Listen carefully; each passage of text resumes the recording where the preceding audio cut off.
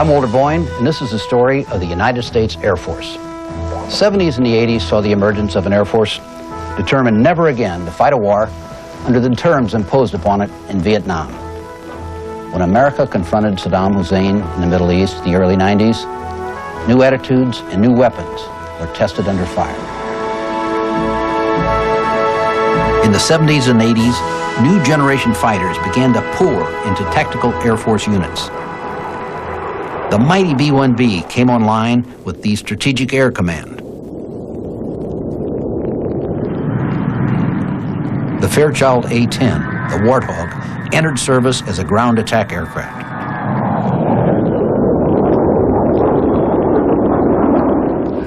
Airborne command and control was extensively developed.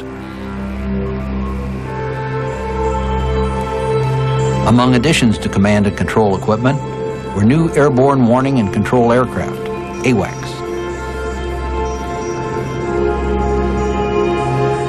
The E-8 J-Stars can detect ground movements by radar. It was in development as the 90s began. All these aircraft were capable of contributing to both strategic and tactical warfare.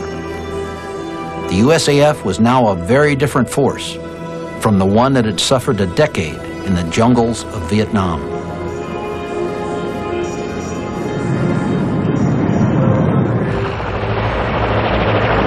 When the Soviet Union began to show signs of dissolution, the military services had the foresight to plan war games, envisioning a crisis in the Middle East. But a failure of intelligence gathering prevented them anticipating Iraq's reckless adventure of August 2nd, 1990. Saddam Hussein's forces swept into Kuwait. They took only hours to place the fourth largest army in the world on the borders of Saudi Arabia.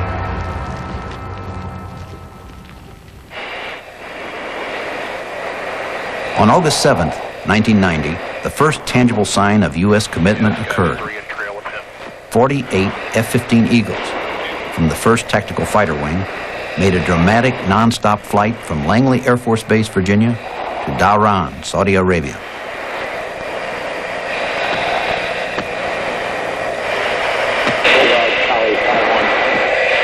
F-15s, like most fighters, are uncomfortable to fly after 2 or 3 hours.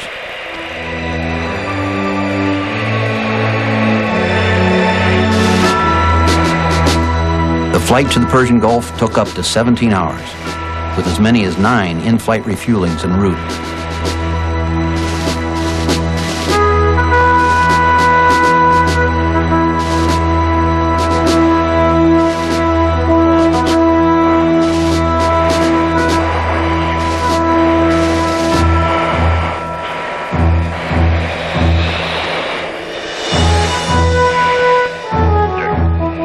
It was the most arduous and most effective show the flag effort in aviation history. It deterred Saddam Hussein from plunging on to Saudi Arabia. Had the Iraqi army rolled on, the ultimate victory in Desert Storm would have been delayed for months. The F-15's marathon flight had achieved its objective.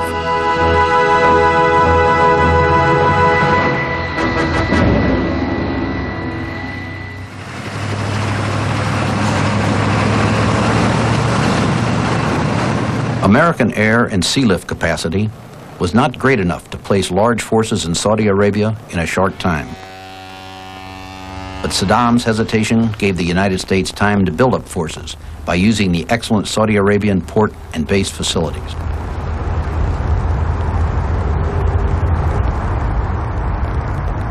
The early F-15 show of strength was followed by a continuous buildup of American forces. The Drehorst work was done by the Military Airlift Command. It brought in paratroopers, tanks, Patriot missile batteries, and all the incredible equipment needed for modern warfare. By the end of the campaign, almost 5 billion ton miles of personnel and cargo would be flown. As Air Force Chief of Staff General Merrill McPeak explained at the time, it was a massive airlift undertaking. It's really something like moving Oklahoma City, all of its people, all of its vehicles, all of its food, all of its household goods, halfway around the world. In essence, we're doing the equivalent of a Berlin airlift every 6 weeks, a magnificent performance and one only the United States, I think, could have achieved. In Saudi Arabia, the USAF went into action while the other coalition forces assembled. Electronic surveillance of the battlefield began. Among the aircraft used was the latest version of the Lockheed U-2. In a risky move, the two prototype Grumman-Boeing E-8A JSTARS aircraft were sent to the Gulf, 6 years ahead of their scheduled deployment date.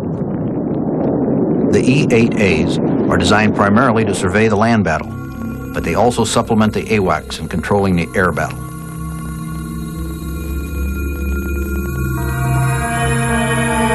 The JSTARS were so efficient in detecting ground movement that the Iraqis would be forced to stop moving their vehicles and convoys. Instead, they would try to spirit them across the desert floor in ones and twos. Demand for the JSTARS capability came from every side. They proved to be the keystone of the execution of what would be a textbook air-land battle. For 5.5 long months, the U.S. exhausted every diplomatic effort to get Saddam Hussein to release his hold on Kuwait territory. While the negotiations went on, the United States was building up the most massive striking force since the Vietnam War. But in this war, the mistakes of Vietnam would not be repeated.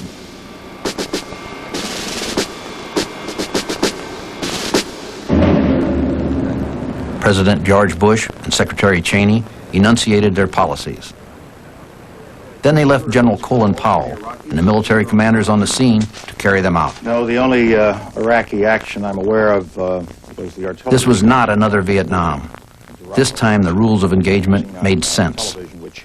The war was to be fought as intensely and as precisely as possible, with the idea of winning in the shortest possible time. General Norman Schwarzkopf was designated commander of all the coalition forces. He chose Lieutenant General Charles A. Horner as commander, Central Air Forces. Horner's job was to coordinate all air operations of the coalition.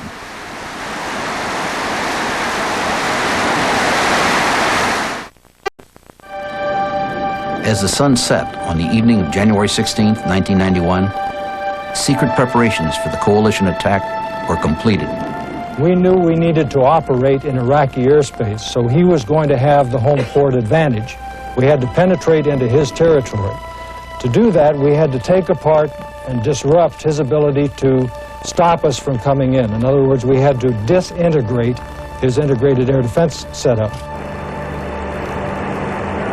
At 2:59 a.m. Baghdad time on January 17th, standard patrols by American AWACS and fighters were the only apparent activity. The situation seemed normal to the Iraqis. At 3 o'clock a.m., an air attack of unprecedented ferocity blasted Iraqi air defenses. Communications, power grids, and command bunkers were hit with devastating force. Iraqi command and control and radar defense systems were blinded.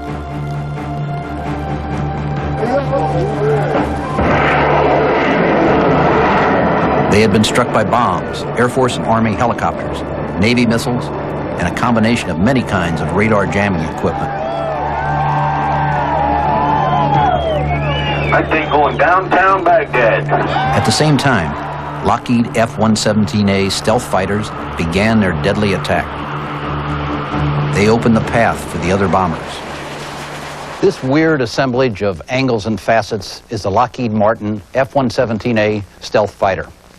Designed to elude enemy radar, it was used with brilliant success in the Persian Gulf War. There, it flew almost 1,300 missions with an 80% success rate. Best of all, there were absolutely no casualties.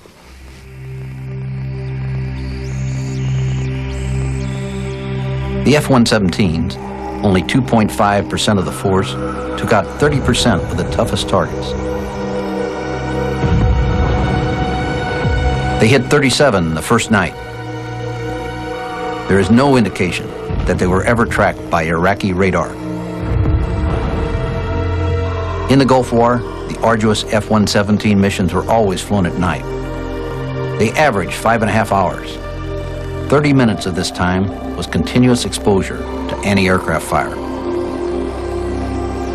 In spite of the danger of enemy fire and the incredible swiftness of the attacks, the bombing accuracy averaged an amazing 85%. The loss rate was 0. The F-117A proved invulnerable.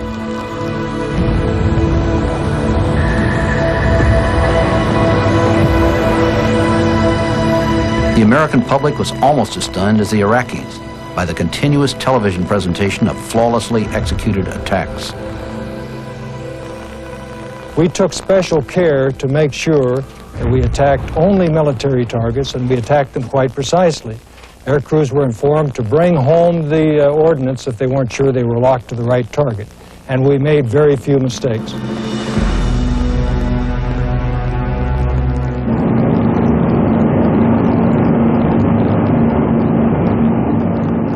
It was a deadly business.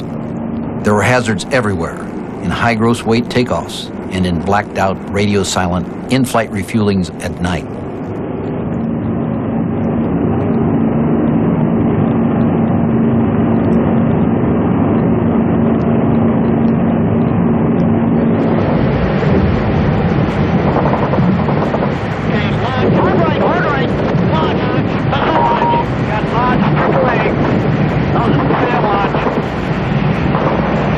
In the inferno of anti-aircraft fire over Baghdad, each arcing trace was potentially a golden BB for crewmen, the shot with their names on it. Departure Gulf 35 out of 1,000 for 4,000. In its first day, the USAF had launched more sorties than the Iraqi Air Force had flown in 8 years of war against Iran. The Iraqis were unable to cope with the onslaught. With few exceptions, they declined combat.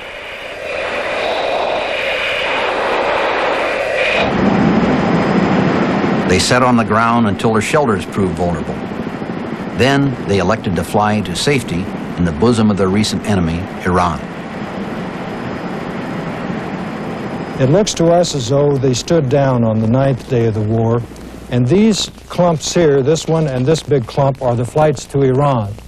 Essentially, it looks as though the Iraqi Air Force gave up at this point and went to Iran. We had air superiority after about 2 days. We had virtual air supremacy in a couple of weeks because nothing could challenge the F-15 and the F-14, the F-18. Some factors in the Gulf Air War are often overlooked. The concept of total force, the employment of regular reservist and National Guard assets, was demonstrated convincingly. By February 1st, 1991, 17,500 reservists were on active duty for the Gulf War. They flew and maintained first-line combat-ready equipment. 1 in 4 reservists was a woman. This reflected contemporary social conditions. But it posed a genuine problem in Middle Eastern culture, where women have a rigidly defined and limited place in society.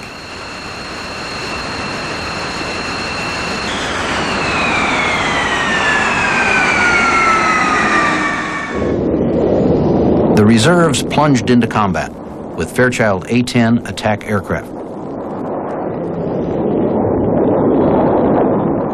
Everybody loves an underdog, and for many years the Fairchild Republic A-10 was just that. The first aircraft designed for the Air Force specifically as a close support airplane, it was considered by many to be too slow to be combat effective. But the crews loved it. It was rugged and easy to maintain. They affectionately called it the Warthog.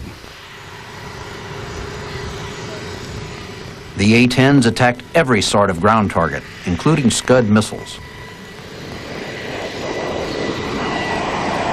Reserve units flew more than 5,200 combat sorties without any losses. A-10s were also flown by the 23rd Tactical Fighter Wing, the direct descendant of the famous World War II Flying Tigers. Most of the systems on the aircraft are redundant. We can lose both hydraulic systems and still fly by cables. You can see The engines are high mounted for protection. We can fly on one engine. We can fly with a piece of the wing gone, the tail gone, whatever. So we feel pretty confident up here that even if we do take a few hits, we'll still be able to get home and do our job the next day. 12,500 members of the Air Guard responded to the call of duty. 5,000 of them went to the Gulf.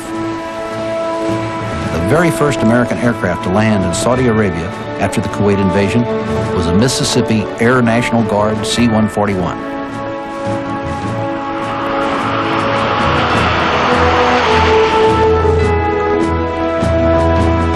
In the course of the air war, Guard F-16s flew 3,550 missions. Tankers offloaded 200 million pounds of fuel in 14,000 hookups with aircraft of all the coalition. Negative.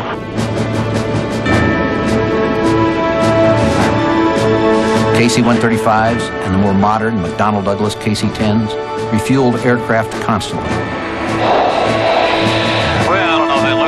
Or not, but it is.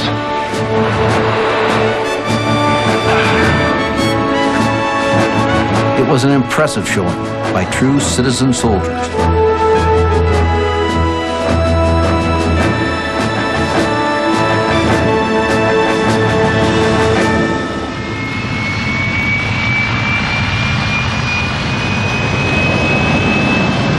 The General Dynamics F-111 had been the subject of bad press for years. But in the Gulf, it covered itself with glory. F-111s dropped more than 7 million pounds of precision-guided ammunition in 42 days.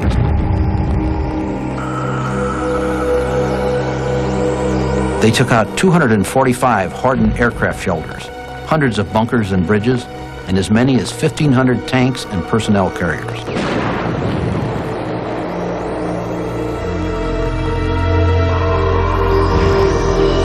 A veteran of Vietnam also made a comeback. The angular but oddly beautiful McDonnell Douglas F-4 Phantom was one of the most versatile aircraft ever to enter the Air Force's inventory. It was used as a fighter, a bomber, and a reconnaissance plane. Later in its career, it took on the most demanding mission of all, that of Wild Weasel, the suppression of enemy air defenses. This particular aircraft, an F-4G, was used in the Persian Gulf War in 1991. There, almost 30 years after the type had entered service, and in competition with high-tech aircraft like the stealth fighter, this aircraft fired more than 40 missiles against the enemy air defenses.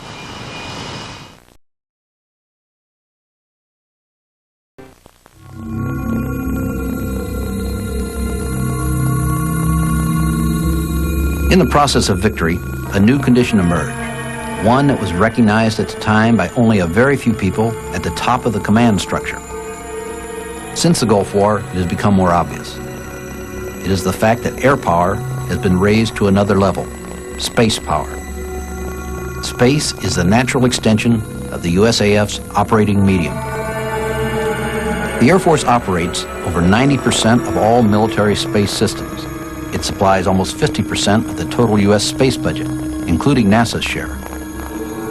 Although there are no weapons in space, the efficient use of space can give a striking force dominance on the battlefield.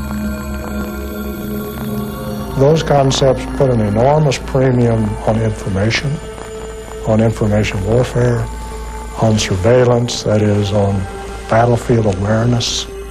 With dominant awareness goes information superiority on the battlefield. It doesn't do you any good to be aware if you can't pass that awareness to people who need it. In the Gulf War, a remote sensing satellite was used to give U.S. commanders an overall view of the military situation. Navstar Global Positioning System satellites were used to position air crews for parachute drops and to locate pickup zones for special operations.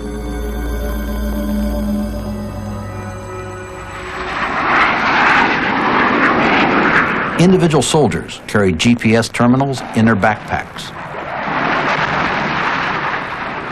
Standard navigation and weather satellites were used to brief the aircraft crews of all services with optimum flight paths. Communication satellites made everything work. Everyone, from the soldier at the point of combat to the aircraft waiting to deploy, was in touch.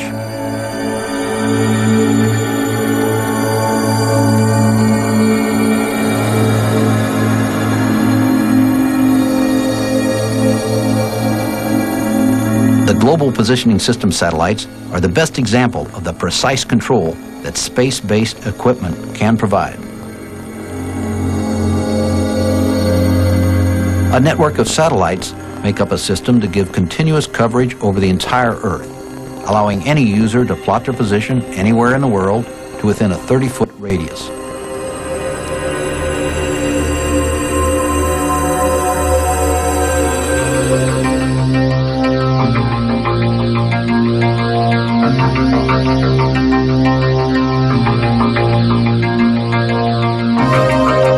Space power came of age with Desert Storm. Space systems became an integral part of an enormous battle. They proved crucial to its outcome.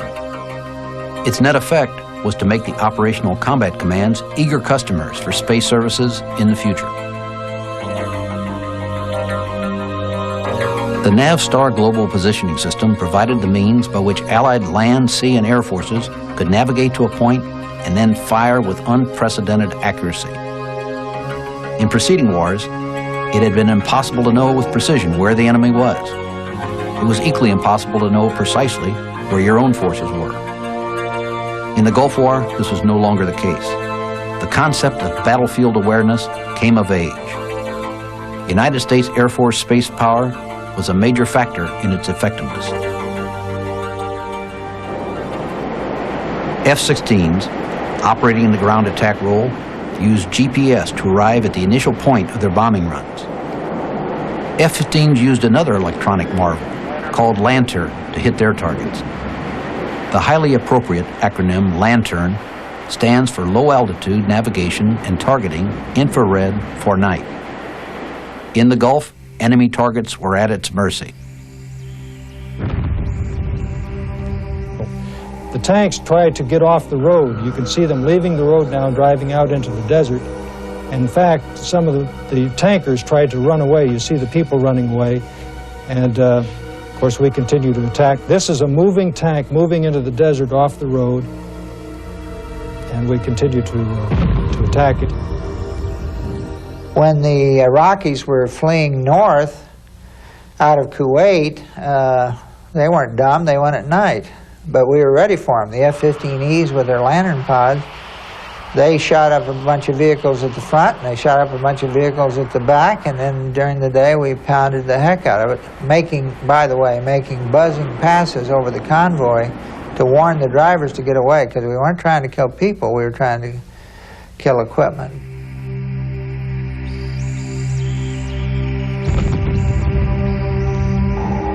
After 43 days of revolutionary high-tech warfare and unprecedented cooperation between air and land forces, victory in the Gulf was complete.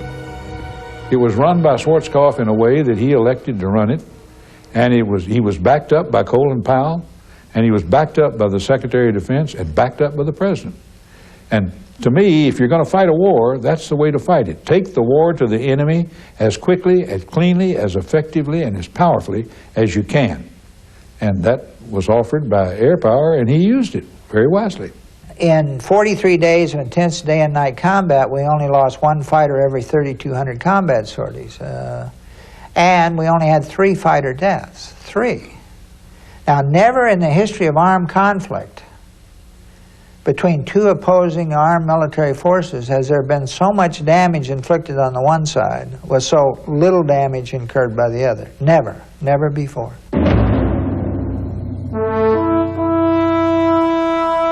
Victory in the Persian Gulf brought a brief period of triumph to the armed forces and to the civilians at home. A good war had been fought and won with minimum losses.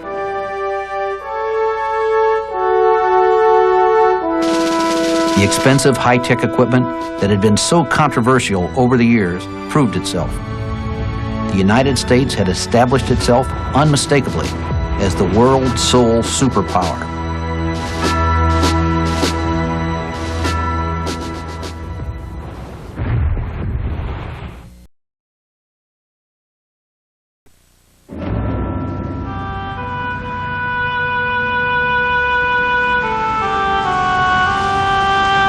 In the Pentagon, even as the Gulf War was being fought, plans were being made to reduce the size of all armed services by 25% or more.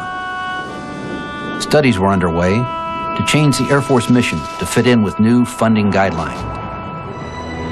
Planning dictated that the great air commands that won the Persian Gulf War, laden with tradition and battle honors, would be deactivated and relegated to history.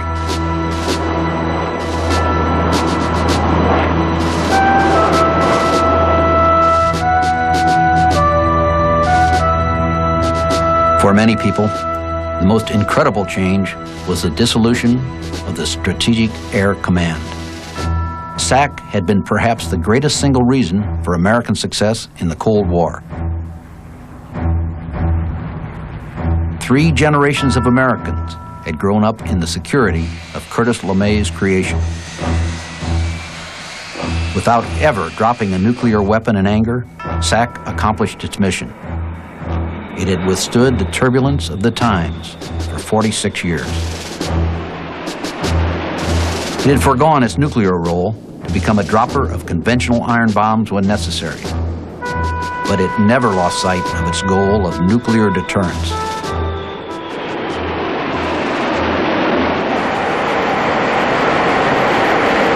Almost as startling as SAC's demise was the deactivation of the Tactical Air Command.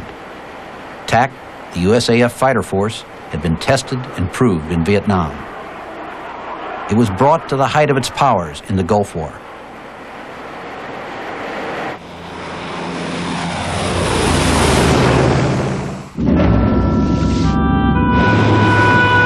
In the same way, the distinguished lineage of MAC, the Military Airlift Command, extended from flying the hump in World War II to the Berlin Airlift to performing relief work in Russia.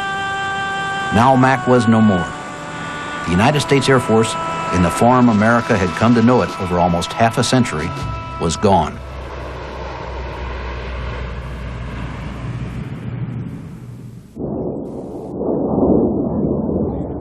Part of the reason for deactivation of the fine old Air Force commands was the blurring and distinction of tactical and strategic operations in the Gulf War.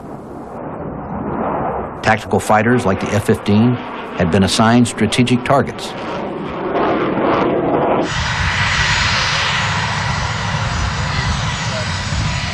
A-10 Warthogs, usually frontline ground attack aircraft, were used far in the enemy rear to strike Scud missile carriers. Clearly, a Strategic Air Command and a Tactical Air Command had lost their meaning a long time ago. That there are strategic missions and tactical missions, but I don't know how to define a strategic system or a tactical system anymore.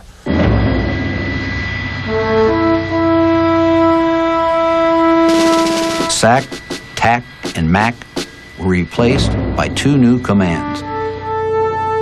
These commands were reduced in size and streamlined in structure. They combined elements of the old organizations. The first is the Air Combat Command. It combines former SAC and TAC elements for combat operation. It's known as putting the shooters together. Its focus is on deterrence and limited wars. Its mission is to project U.S. power around the world.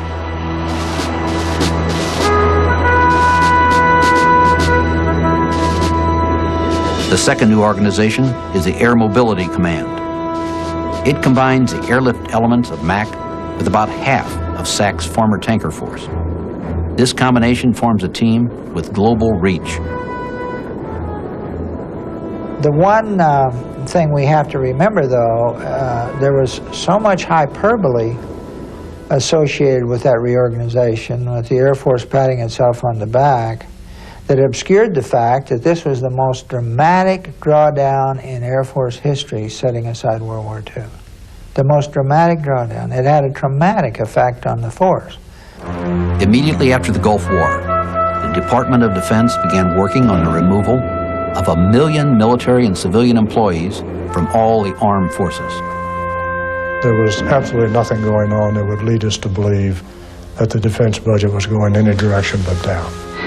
The Air Force was given a target personnel strength of 430,000 by 1997, a reduction of 29% from a decade before. There is irony in making drastic changes in the size and shape of a military force that has just scored the most decisive victory in its history. This irony was not lost on the man behind the changes, Chief of Staff at the time, General Merrill A. McPeak. One of the things we have to do, and that will make our job so tough over the next few years, is we have to keep being both those things. We have to continue to be the world's best Air Force, and we have to continue to provide the full range of comprehensive aerospace services and activities in a different international environment and in a different domestic setting. That's going to be a challenge for all of us. Within a few years, the Air Force will have 40% fewer bombers, 50% fewer ICBMs, and 30% fewer fighters. Downsizing has been very traumatic from a people standpoint. You have lots of people who had assumed that their life would be a military career, and of course they don't have that opportunity. But from an equipment and capability standpoint, downsizing has really not done a lot of violence to that so far. Instead of maintaining a defensive force in Europe, America will now have only a presence. That means a force sufficient to gain time until reinforcements can come from the United States. As the Air Force consolidates and decentralizes, it is also trying to manage an abrupt decline in procurement. The problem is more serious than a potential deficiency in numbers. The very existence of a defense industry may be threatened. Current United States strategy is dependent on ample warning time of a new threat. That warning time would theoretically allow the United States to reconstitute its industrial base and armed forces. In essence, the definition of warning time has been drastically changed. It used to refer to the 30 minutes SAC would have to get bombers into the air after an attack had been launched.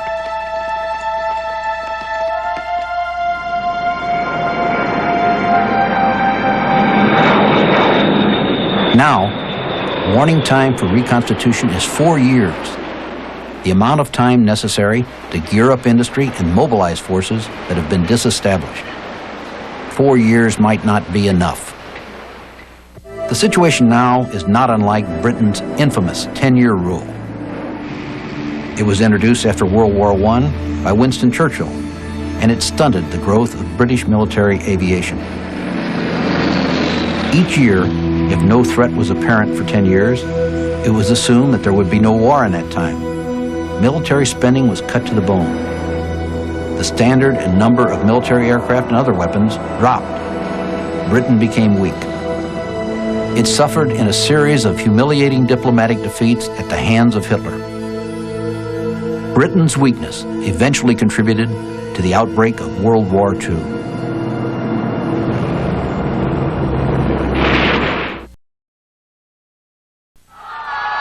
The Cold War is over. The hazards to world peace are not. Unexpected events can occur without warning. The threats of the future are not well defined. The crystal ball is cloudy, just as cloudy as it can be. I mean, what kind of military do you need? What kind of incidents will be involved? What will be our relationship with China as it emerges into being more of a superpower? I mean, these are tough issues. And there are 200,000 tons of plutonium loose in this world.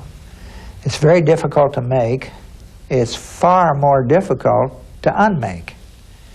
And you know, you can take 15 kilograms of plutonium and combine it with tritium and take Denver off the map and probably get Colorado Springs in the bargain. We have a track record of zero accuracy on knowing what's coming next, but I'll guarantee you something is. U.S. planning is based on the assumption that a major world war is unlikely. But there are many possibilities, like this hostile North Korean scenario. Some are probable, some far-fetched, but all need to be considered. Russia may gather its strength and resume an expansionist agenda.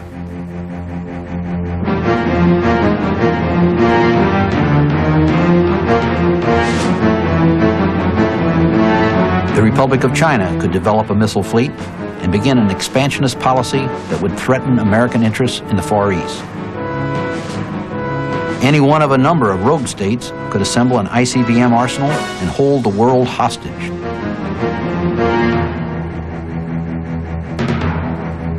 A federation of fundamentalist Muslim states could acquire a nuclear arsenal. Over time, China and Japan might see that their best interests lie in cooperation. Such an alliance could end Western dominance in Asia. We would be insane if we ignored the potential for real disaster or real problems, military or civilian, with a major nuclear stockpile that doesn't have the constraints of a real organized and disciplined force. I don't know that the American people can fully appreciate the absolute devastation that would come from nuclear weapons. You think of nuclear weapons as big bombs. They're not. They're whole orders of magnitude more than anything we've ever seen before. We're going to have these weapons because we're going to be challenged. People say, well, by whom? I don't know. But 3 times in my lifetime, I wouldn't know who was going to challenge us, and we were challenged, and we were pushed to the wall. But besides risk, the future holds promise. The heart of the technological revolution, the computer, will evolve at a rate faster than the average person's comprehension. Advances in computers will fuel advances in aerodynamics, electronics, and communications. In 1994, the Air Force's Scientific Advisory Board was asked for an independent view of the way technological change will shape the 21st century Air Force. The result was a 15-volume study, New World Vistas. It enumerates dazzling possibilities, including uninhabited combat aerial vehicles and 1 million-pound gross weight transport. It is sweeping and exciting in scope, but economic reality may prevent these theories from becoming fact. The Air Force of the first quarter of the next century will reflect today's ongoing trends. Small, highly trained forces armed with high-technology equipment. The huge McDonnell Douglas C-17 transport is one of the primary systems that need to be acquired to sustain a modern force. Another is the Lockheed Martin F-22 Air Superiority Fighter.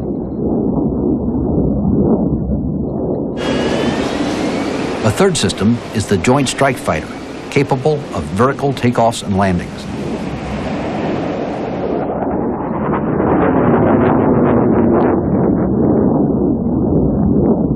The Northrop Grumman B-2 stealth bomber will lead the fleet. But the bigger and faster Rockwell B-1B will be the primary bomber. The F-117A stealth fighter will remain in service.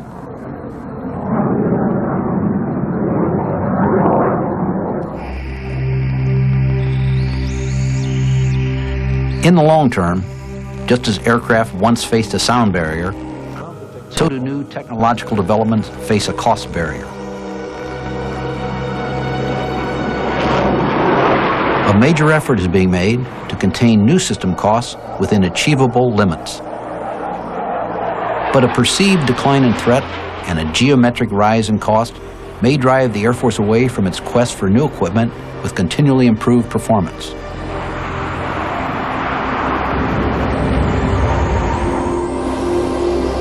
It may turn instead to a maintenance mode in which existing systems are improved gradually over long periods of time.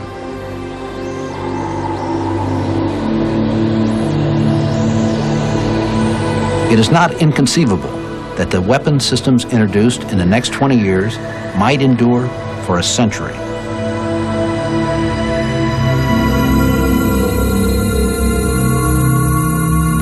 There is vast public sentiment, scientific and romantic, for a return to manned space exploration. This includes establishing bases on the moon, as a prerequisite for the exploration of Mars. The Air Force is involved in research necessary for stunning new technical achievements. If the economy permits, a mission to Mars before 2020 is conceivable. But in the face of pressing social problems, the budget is likely to dictate against such a project. If so, the Air Force can put Mars on hold. It can concentrate on a less glamorous but more necessary role as a national defender using proven weapons.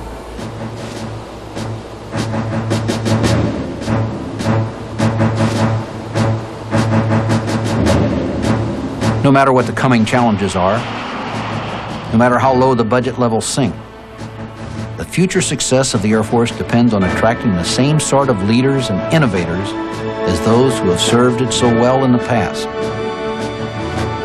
In all its stormy existence, as a fledgling air service in World War I, as a gigantic force in World War II, as the winner of the Cold War, the Air Force has always managed to get the right people in the right jobs at the right time. There is no reason to doubt that it will continue to do so in the future.